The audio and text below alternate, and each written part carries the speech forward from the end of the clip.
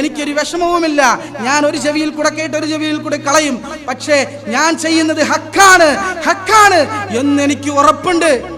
മലപ്പുറത്ത് ആത്മീയ ചികിത്സകനായ ഭർത്താവിന്റെ ദുർവാശിയെ തുടർന്ന് വീട്ടിൽ പ്രസവത്തിനിടെ മരിച്ച യുവതിയുടെ ഭർത്താവ് സിറാജുദ്ദീനെ കുറിച്ച് ദുരൂഹത നിറഞ്ഞ കഥാപാത്രമെന്നാണ് നാട്ടുകാർ പറയുന്നത്. മതപ്രഭാഷകനും ആത്മീയ ചികിത്സകനുമായ സിറാജുദ്ദീൻ നാട്ടുകാരുമായും അയൽക്കാരുമായും ഒരടുപ്പവും പുലർത്തിയിരുന്നില്ല. അസ്മയെയും മക്കളെയും അയൽക്കാരുമായി ബന്ധപ്പെടാനും സമ്മതിച്ചിരുന്നില്ല.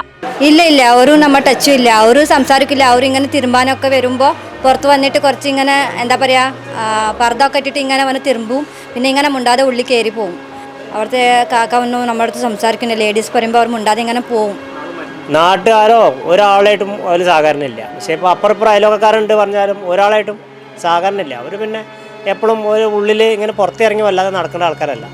വീടായിട്ടും ഓലായിട്ടും കുട്ടികൾ വരെ ഇങ്ങോട്ട് വന്ന് ഇങ്ങനെ നമ്മുടെ കുട്ടികളെ ആയിട്ട് പരിചയപ്പെടലോ ഒന്നും അങ്ങനത്തെ ഒരു പരിപാടിയില്ല, ഒരു ബന്ധവുമില്ല.